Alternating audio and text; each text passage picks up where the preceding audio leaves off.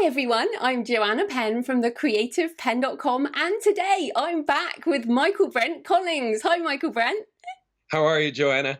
I'm good, and it's so exciting to have you back on the show. It is the third time that you've been on the show, I know. Am I like a record breaker? Almost, but like Oh, Stephen Pressfield is coming on the show for the third time soon, so you're like up there with the Steve. I want to have like a jacket. Yeah, special jacket. I should get some of those. But anyway, just in case anyone has missed our other shows, and I absolutely say people should go back and look at them. But Michaelbrent is an award-winning and internationally best-selling horror novelist and screenwriter. His novel, The Deep, one of my favourites, was a finalist in the Bram Stoker Awards, and I really do love his books. I'm not actually lying. I really mean it. Michaelbrent also suffers from depression, and that's what we're talking about today, with some laughs in between, I'm sure. But no, seriously, today we're talking about mental health and the writing life, which is a really important topic.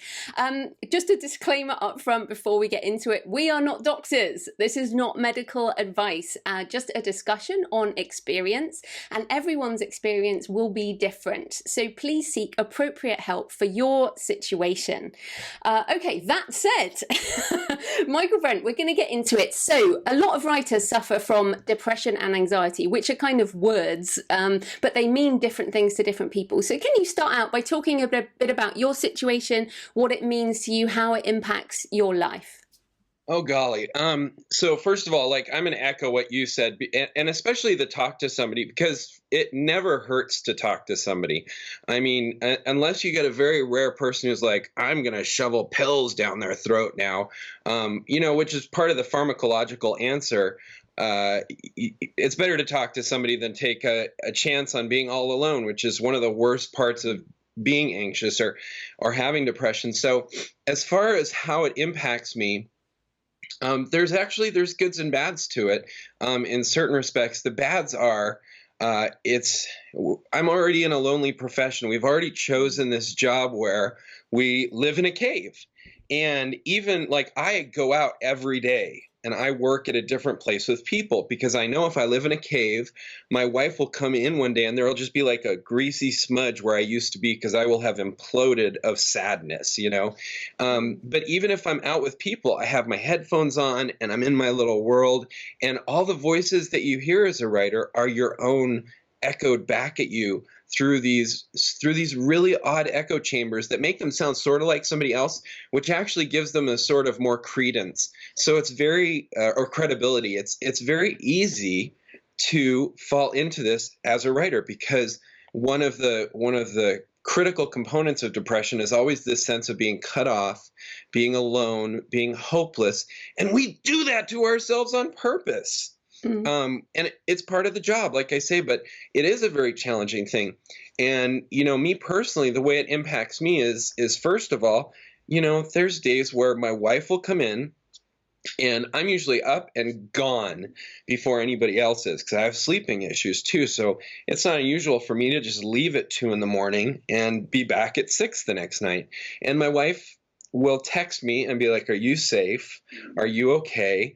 And then there's days where she comes in and it's 11 o'clock and I'm just this kind of worm in the middle of the bed, and she knows something is dreadfully wrong. And the thing that day is it's not going to be, a 60-page of writing day.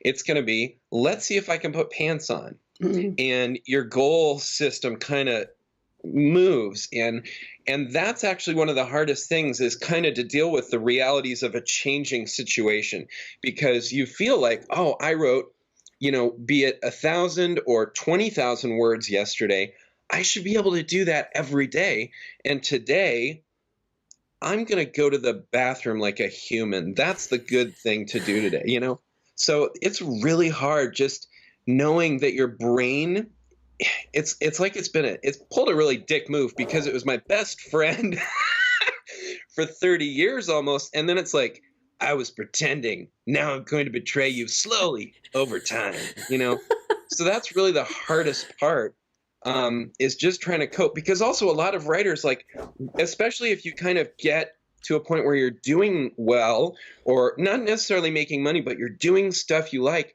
most writers have established a real routine. And then to have your brain go, but we're not doing it today. Why? Because it's Wednesday, you a-hole.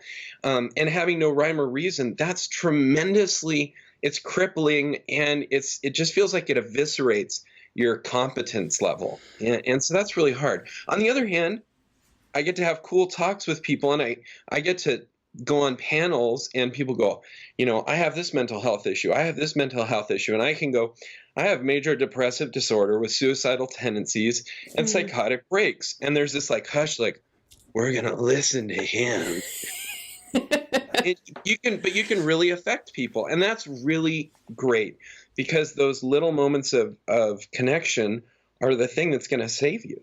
And, really thank you for sharing on the show, because a lot of people, this is the thing, I personally have not had depression. I've been depressed, which is not the same as depression, as you know. But I have people who I love who do have episodes of it. So I did, before we circle back to you, I actually do want to ask about your wife, because a lot of people listening, if they don't suffer from depression, will know people who do, or will be in writers groups where there are people who might be going through this. So, you said your wife texted you, if you're not there, she'll be like, are you safe? So what else can people do to help those who have depression? Like, from what I understand, it's just, you're so in yourself, it's very hard for someone to help you. But what can we practically do without sounding like, kind of idiots, like, oh, buck up, or take some pills? Okay, next time you feel like saying that, find someone who's got cancer and tell them, if you smiled more, that lymphoma would not be as bad for you. Or, I know there's a bone jutting out of your shin, but if you would man or woman up, the marathon would be doable. That's just the worst thing to say to somebody, is just be happy, just exercise, and I'm a person who goes to church. I'm a person with a very deep faith. And that's one of the few areas where, like, I don't think faith and science are at all necessarily opposed. There's ways to work with them both. But people of faith will say, like, if you prayed more, you might feel better. And that's not good either. My response is always like, Jesus, as I recall, had a pretty bad night in Gethsemane. And if he had bad nights, I should be permitted the weakness of having a couple bad nights. That's a really good example. So you can't say, oh, you would be better if you did this differently. I mean, you might be helped, and maybe you would be better, but to say it in that instant, the reality that you have to remember as a caregiver or as a friend is, it's not that they're finding a good decision and then saying, I'm going to make the different decision. It is that in the little room of their minds, that decision does not exist. And I mean, to the point where even my wife will say, okay, get out of bed. And if I'm really bad, I will stare at her and I hear the words. Depression doesn't make you stupid, but what it happens is I hear the words and they literally don't make sense to me. It would make as much sense to me if she said, okay, let's just stand in front of the street at night, dressed like the Black Ghost. That'll help you. You're going to look at her and go, I don't think it will, and you're not being unreasonable. It's just the way your brain works. So the biggest thing any caregiver can do, I think, is to give you a sense that they're there right now. And when this is through, they're still going to be there. Every time I get my worst, one of the things that I go to is I'll look at my wife, who I adore. I mean, she is the one thing that's like a worldly thing that I absolutely worship. And I will look at her, this person that I've hung my soul on in so many ways, and say, you should divorce me. And it's not because I'm being like, that's not even I'm woe is me and pat me on the back. It is, I've gone through this in my head and I'm hurting you to the point where you should leave because I love you. And when I'm feeling good, that's nonsense, because I make her smile and I make her happy. But in my head, she needs to leave. And so getting a sense even once that she's like, maybe there's something to that, that's going to be the most devastating effect. So I know that's the one thing I know. She's here now. And sometimes she goes, I can't be with you in this room because I have things to do. I have to move forward, but I'm here whenever you call, whenever you need me. Even if like I'm doing something that is critical that I must do, I will talk to you. I'll be there for you. And if any caregiver has that patience to do it for someone who's really, really having problems, best thing you can do. And, you know, I talk about death on this show, so we can go there. And the thing is, although I don't really, have never felt major depression as you have, I have had suicidal thoughts. I think that doesn't need to be equated with depression. It can be something separate. Sure. But I certainly have been through that. I wrote about it in my book Delirium, and it's something that, you know, as we talk in, you know, a week or so ago, Anthony Bourdain committed suicide. Robin Williams, you know, interestingly, because you're very funny as well. Being funny and having humor doesn't mean that you don't suffer from these deep depressions.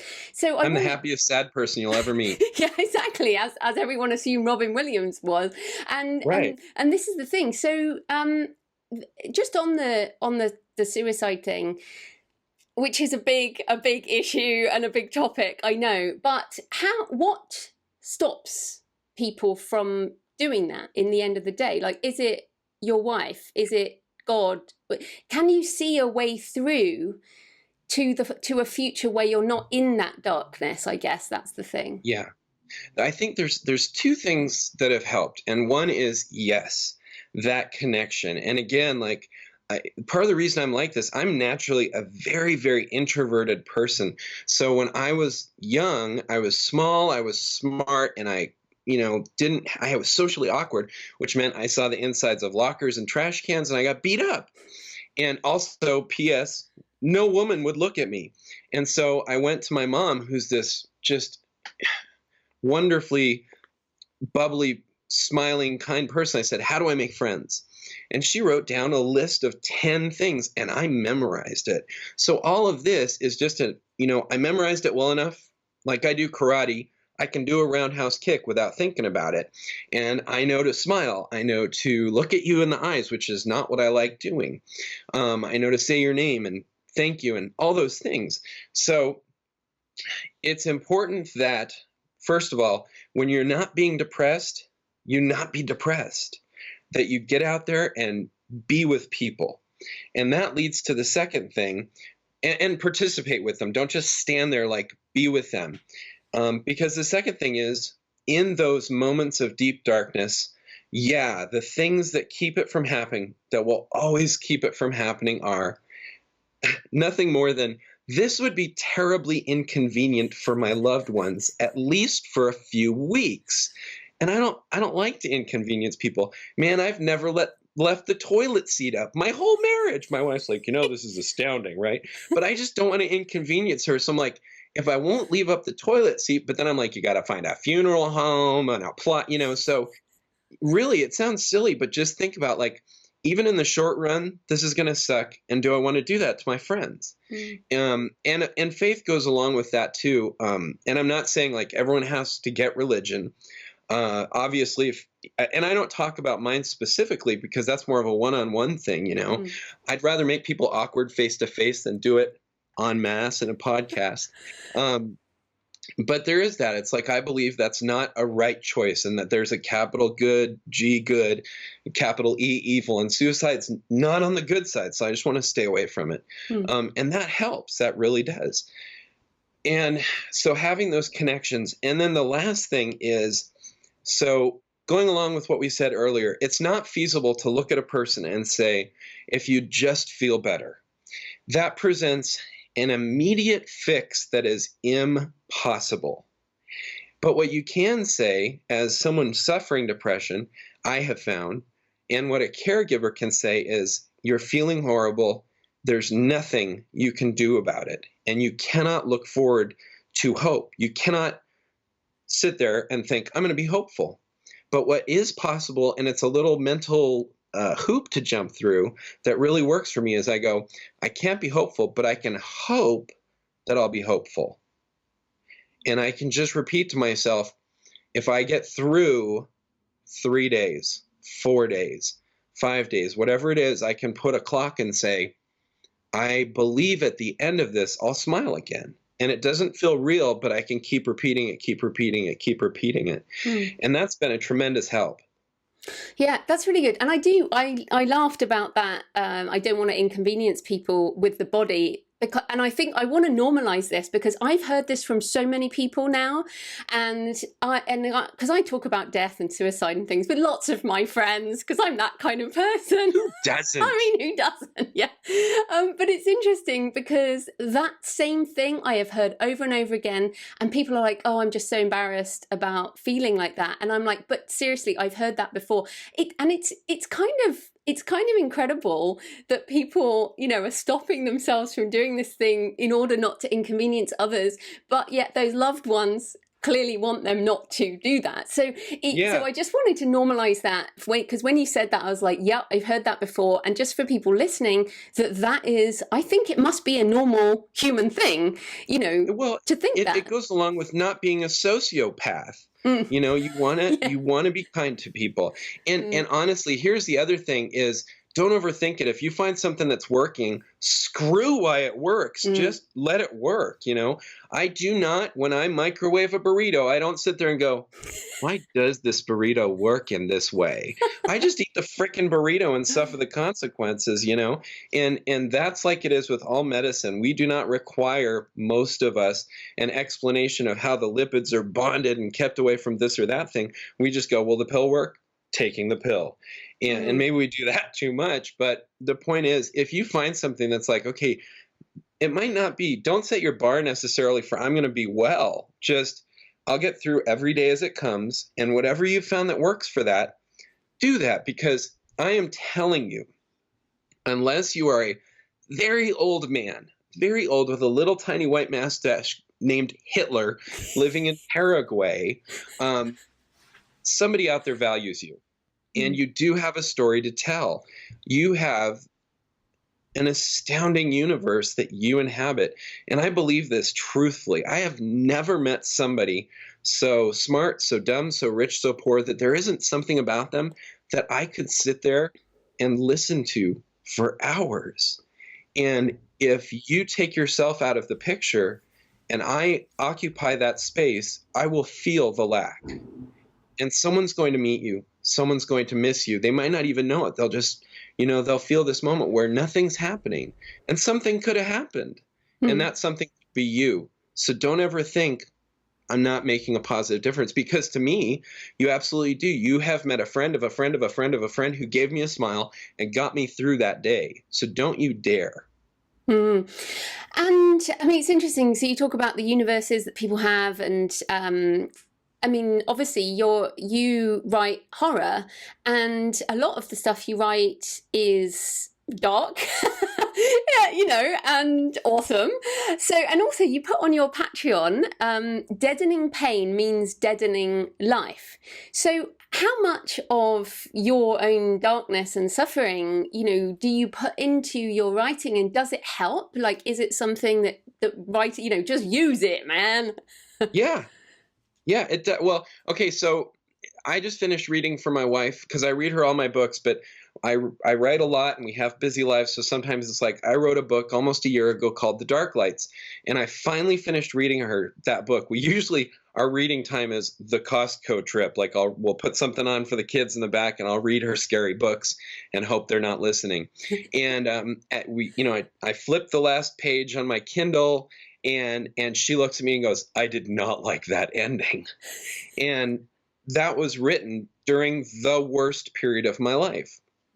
Now, as bad as I feel and as dark as some of my stories are, they do exist, all of them, in a moral framework. And I would never put out a book that's just like, I'm going to vomit my black all over you, my bile, for no other reason than because it will be good for me, because that's therapy.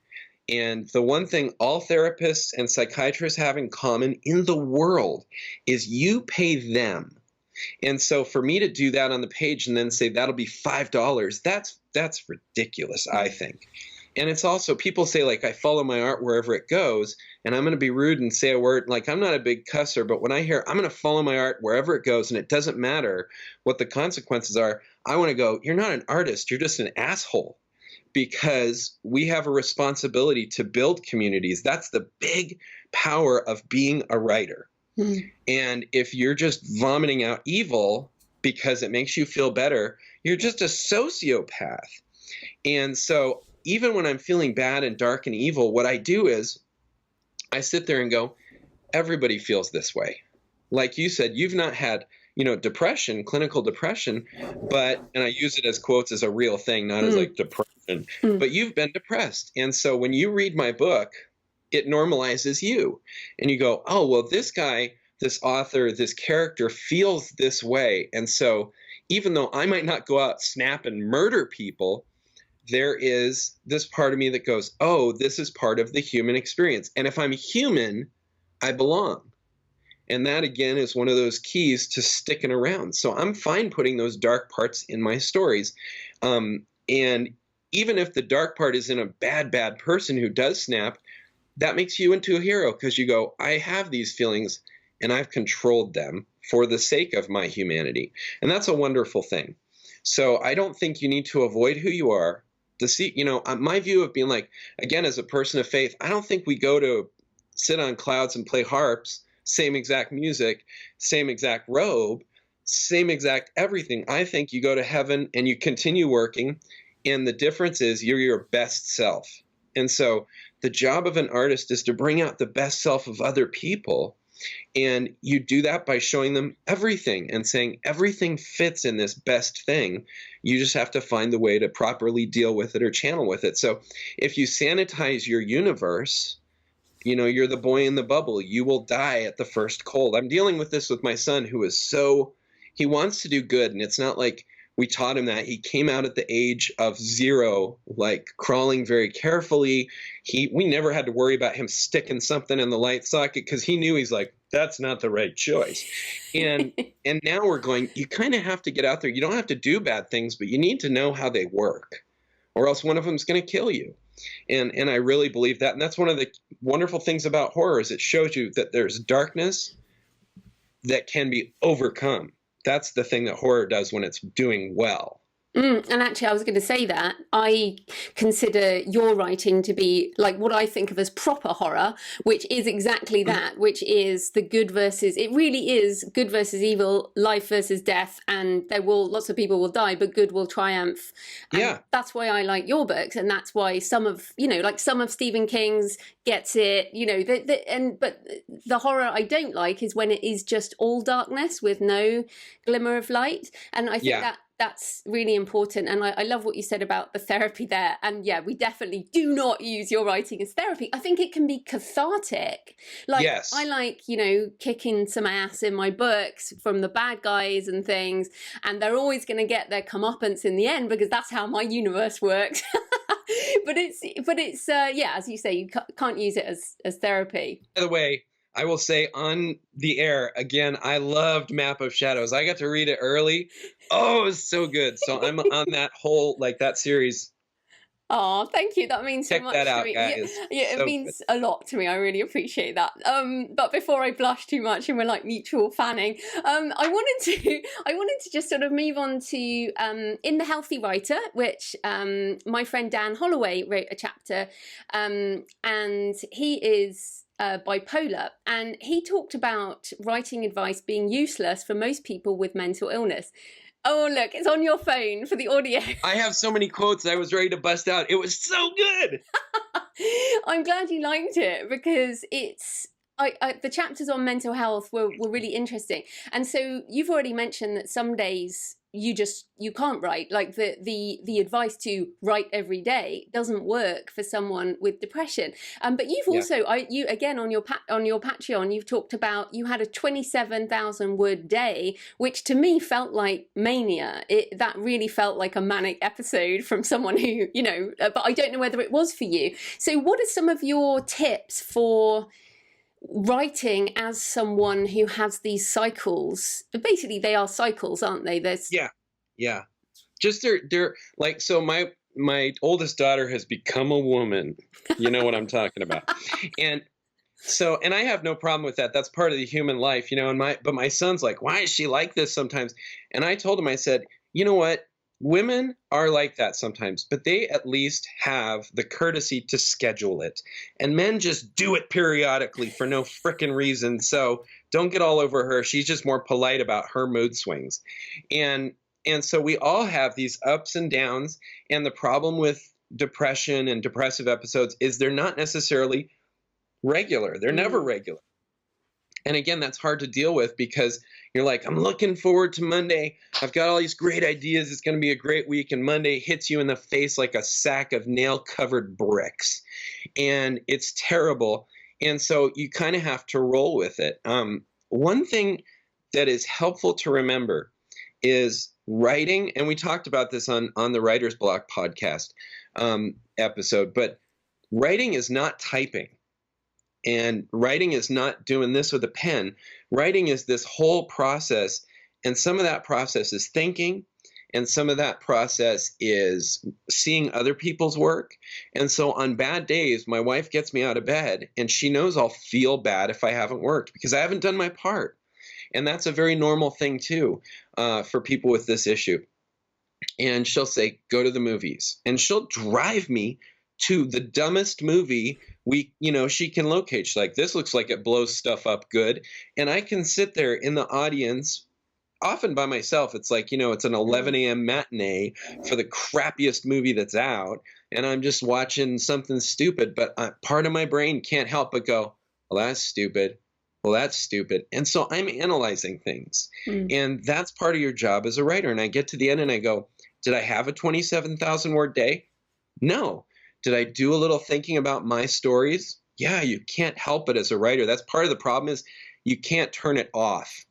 And so let it work for you. Have a friend who's like going to come in and physically drag you bodily to the movies or sit you in front of, Daredevil on Netflix that you've seen 42 times already, but you're like, I remember this part. That was awesome. I should put more kicks in my book,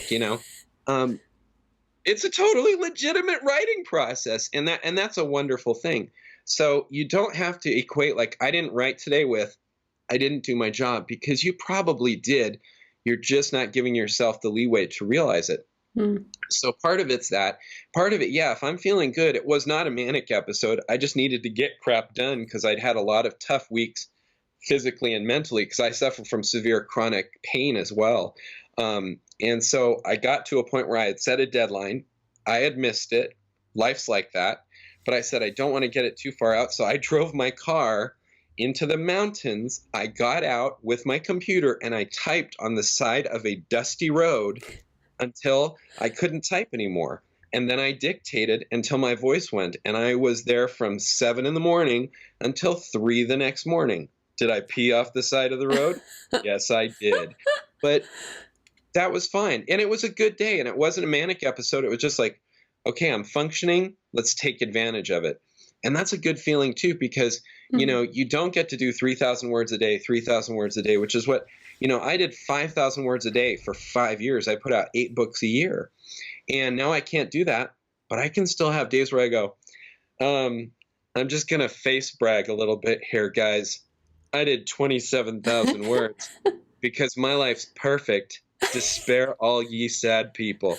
But, that's kind of cool. You get to group your triumphs. And nobody is happy at the Olympics about the pole vaulter who always came in third his whole career. They're like, hooray, the underdog won the gold medal. So you get to be the underdog, gold medaling it periodically. And that's freaking awesome. I think that's so important. And I mean, I am someone who can do the routine and the schedule, and I know that I can get up and do stuff, and that unless I've had a few drinks, I'll probably be fine every morning. And nobody notices.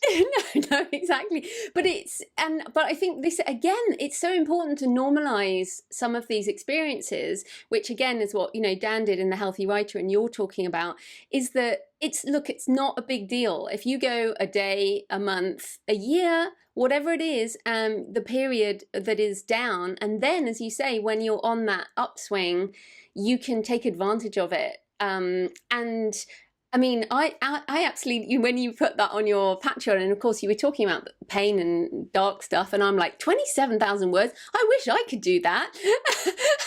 But of course, that's completely ridiculous because I've done 27,000 words over, say, 10, 15 days on a more, on a schedule that you can't necessarily do. So for people listening, like, there's no right way, is there, to write a book? I mean, look at all your books. You still finish books.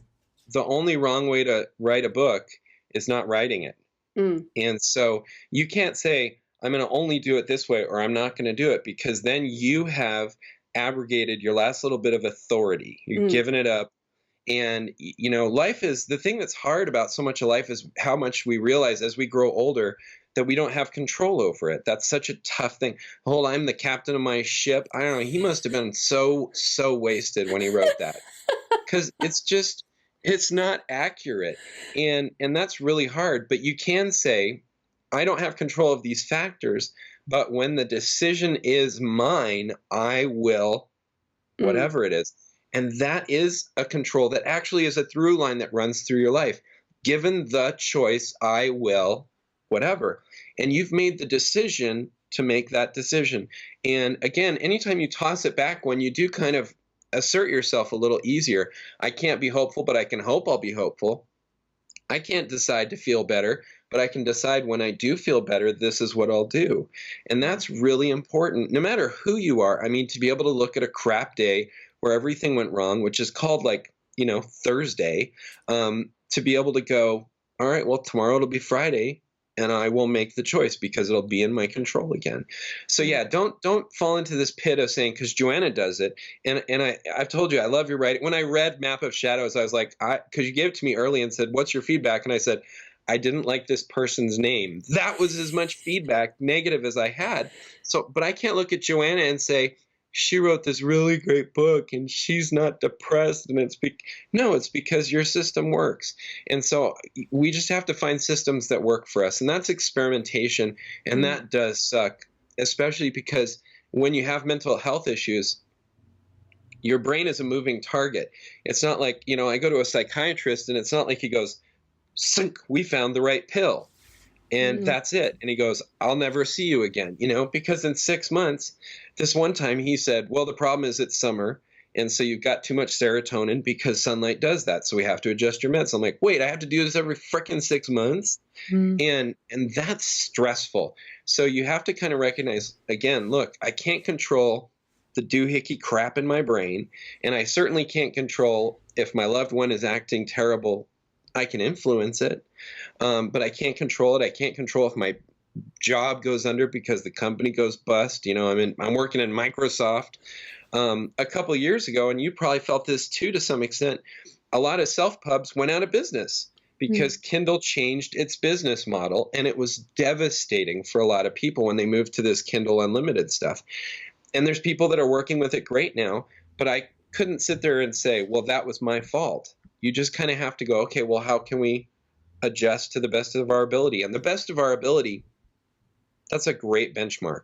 And Dad's got mental health problems. And his psychiatrist said, you have to allow yourself the leeway of being mediocre.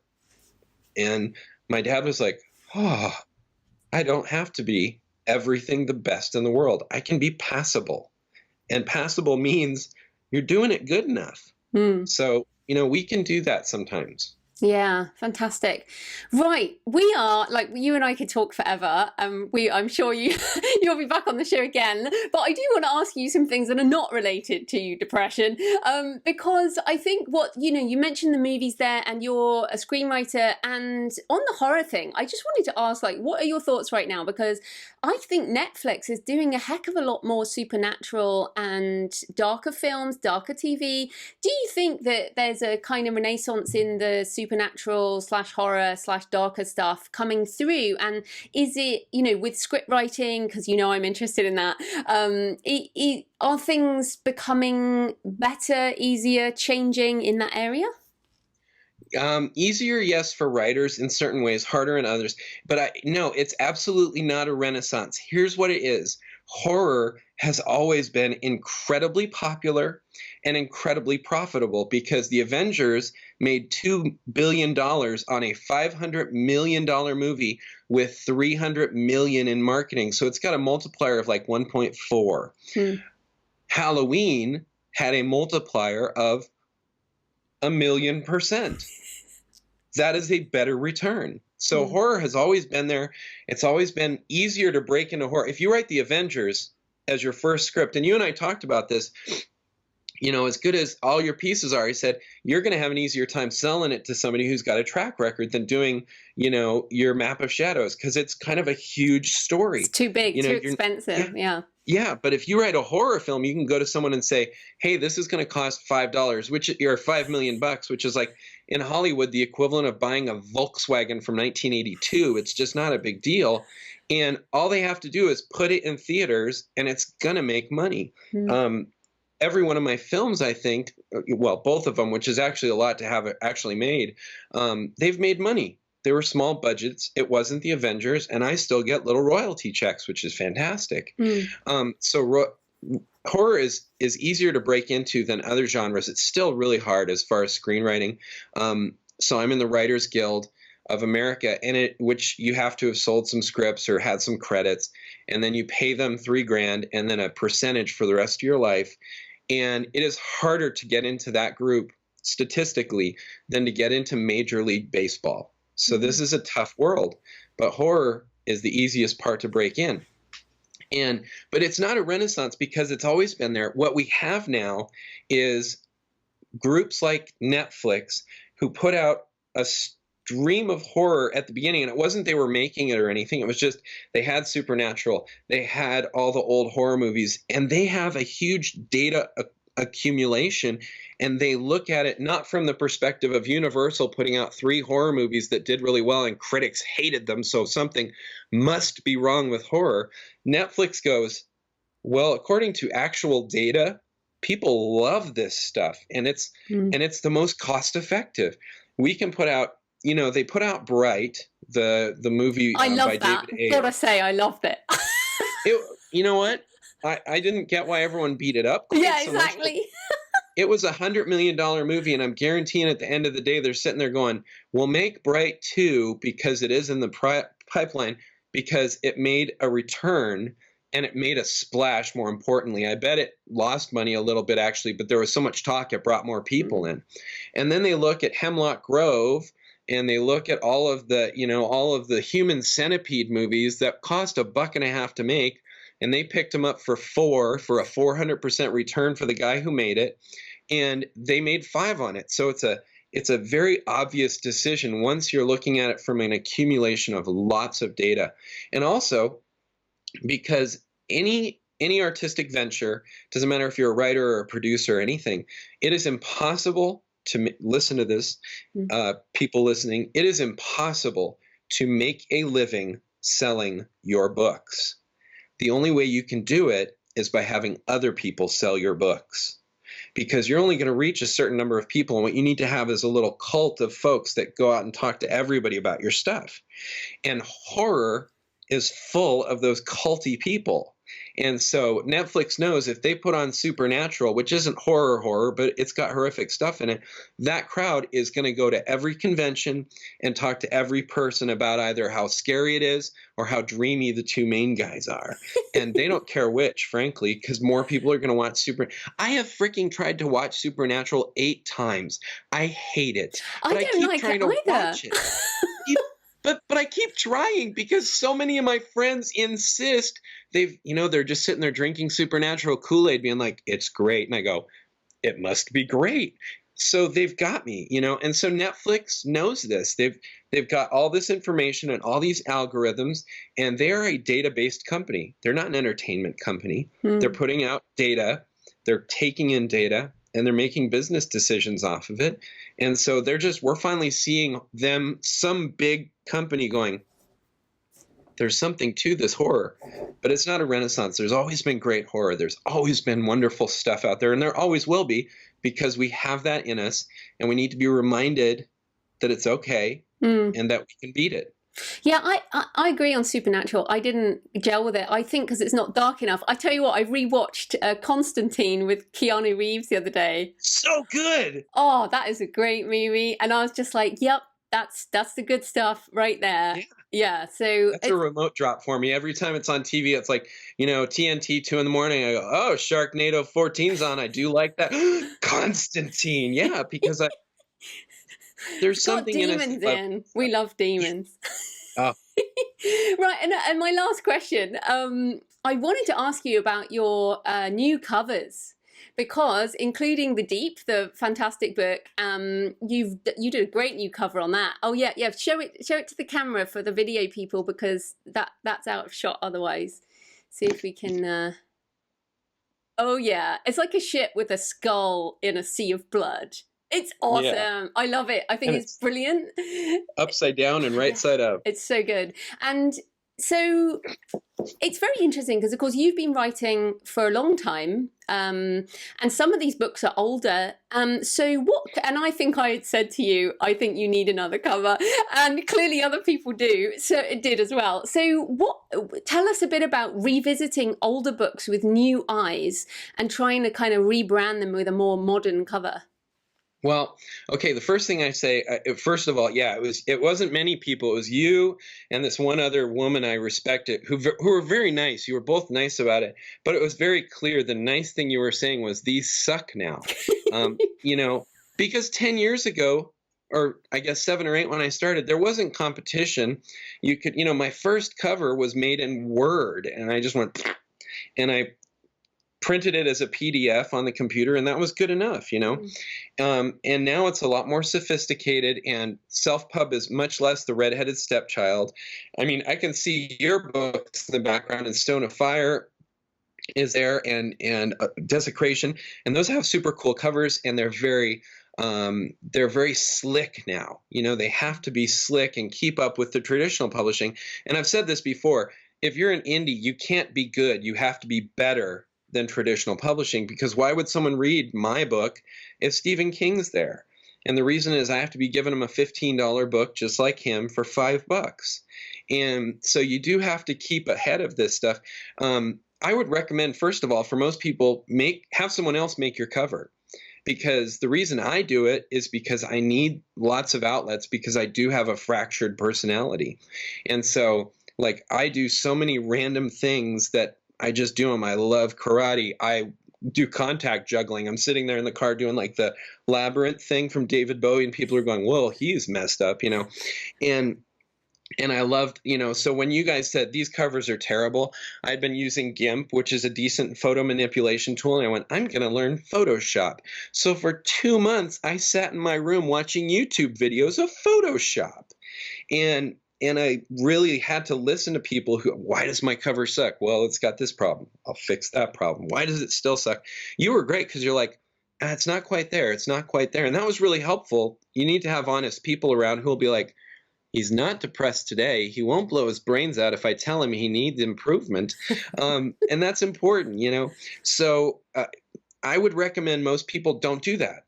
They don't have the personality, and it's a better outlay to pay $200. I'll do a cover for you for $300. I've started doing them for other people because I like it. I'm serious, man. Email me. I'll be like $300. I'll do you a cover. It'll be decent, Let's just let's just say this is June 2018. Do not come back in like 5 years' time when you're like. Yes, if you see like Michaelbrent Collings movie outdid the Avengers, I'm too busy. Sorry. But the point is, like, I will do that because I like it, and I've got some competency, and I have a background that affords me a little bit of expertise as a base, because I do work in movies and I've always done that stuff. And book covers are just kind of more single image movie covers. Really, they have a single image as kind of their key, and movie covers can be a little bit more complex. But most people just pay someone. You'll save yourself 2 months of practice at the least.